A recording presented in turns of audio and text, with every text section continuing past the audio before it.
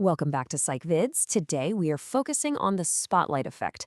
Okay, let's just dive right into this by picturing a scenario that I am almost certain you have experienced at least once. You're walking into a crowded room, right? Maybe it's a party or a big important meeting at the office, and you look down only to realize you have a massive, glaring coffee stain right on the front of your shirt. Or, hey, think about the last time you were at a restaurant. The waiter hands you your food, smiles, and says, "Enjoy your meal," and you just immediately, without thinking, reply, "Thanks, you too."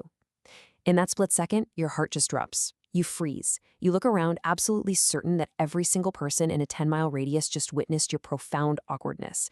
Honestly, you feel like you're standing alone on a dark stage with a 1,000-watt theatrical spotlight shining directly on your face.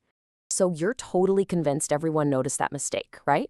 You probably went home and replayed that awkward comment or that spilled coffee in your head for days. Maybe you literally lost sleep over it, tossing and turning at 3 a.m. because your brain simply refuses to let it go. Well, I want to validate that panic for a second, because that feeling, it is incredibly real and overwhelmingly uncomfortable. But I also want to hit you with the objective, scientifically proven truth here. Almost nobody actually noticed. And if they did, they absolutely do not care. So let's get into section 1, the embarrassing illusion. You're not the main character in everyone else's story. What's really fascinating here is how this highly emotional, super embarrassing anecdote we just talked about is actually grounded directly in hard science. What you're experiencing in those totally cringeworthy moments is a documented psychological phenomenon known as the spotlight effect. It's basically defined as the cognitive bias that causes people to dramatically overestimate how much others notice, judge, and evaluate their appearance, their actions, and their mistakes. You see, our brains act a bit like narcissists. We just naturally assume we're the center of the universe because, well, from our own perspective, we literally are. But this bias doesn't just make us blush. It actively shapes our everyday decisions, it fuels our social anxiety, and it can really destroy our confidence. Let's look at the real-world evidence for this in Section 2, the Barry-Manilow experiment, the landmark 2000 Cornell University study. To really wrap our heads around this, we have to look at the objective scientific proof. Back in the year 2000, psychologists Thomas Gilovich, Kenneth Savitsky, and Victoria Medvec designed what is now an absolutely classic and honestly hilarious experiment. They set up what we'll call the cringe-worthy T-shirt test. The researchers took a group of university students and literally forced them to put on a highly embarrassing T-shirt featuring a massive picture of the singer Barry Manilow. Then, they made these poor students walk into a room completely full of their peers who were already sitting down quietly filling out questionnaires. I mean, just imagine the sheer horror of walking into a room of your cool college peers wearing something you are deeply, deeply embarrassed by. So after that torture, the researchers asked the students wearing the shirt, "Hey, how many people in that room do you think noticed what you were wearing?" And the answers they got brilliantly illustrate the whole core of our explainer today. The data revealed that participants predicted at least 50% of the room, literally half of all the observers, were staring at their cringe-worthy shirt. But then, the researchers actually went and asked the room who had noticed. The actual number? It was only about 23 to 25%. The students overestimated their own visibility by double. The massive aha takeaway here is that we are far, far less observed than our brains try to trick us into believing. Which brings us right to Section 3, why our brains do this, the psychological mechanics of the spotlight. So why in the world does this happen? Well, the spotlight effect is actually driven by a family of these self-as-centered cognitive distortions. First up, we have the egocentrism bias. This simply means we are heavily anchored to our own vivid internal experience. Think about it. If you have a bad hair day or a pimple, you are hyper-aware of it. And because you know all about it, you fail to adjust your perspective, automatically assuming everyone else has that exact same starting knowledge.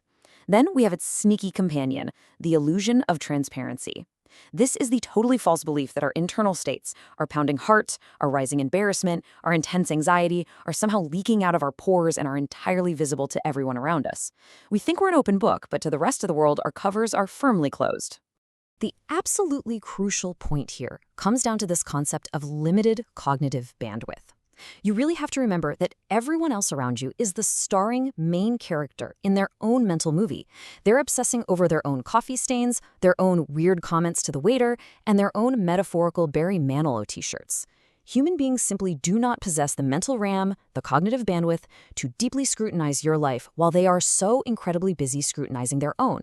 They are trapped under their own imaginary spotlights. Let's look at how this impacts us daily. In Section 4, the real-world costs.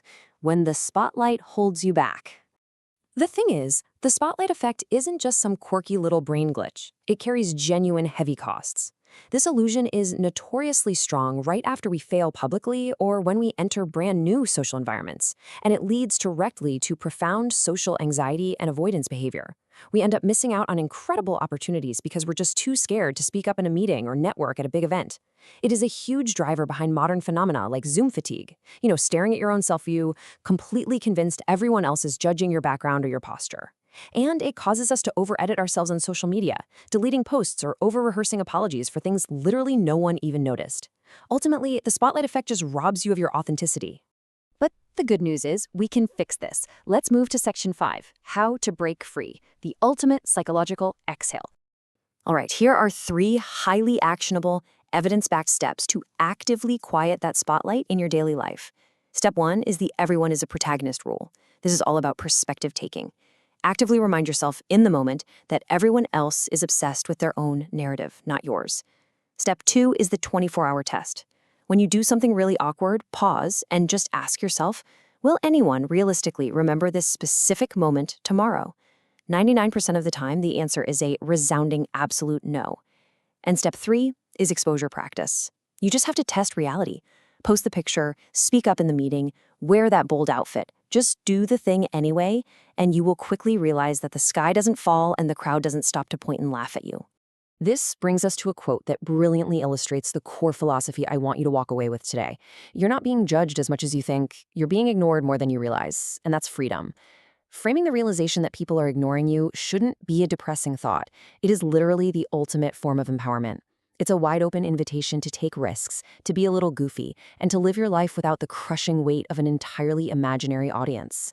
So, I want to turn it over to you now. Head down into the comments and tell me, what is one embarrassing moment you have been holding on to for years that you are finally ready to let go of? Let's clear the air together. Thank you so much for joining me for this explainer today, and make sure you hit subscribe so you don't miss an episode.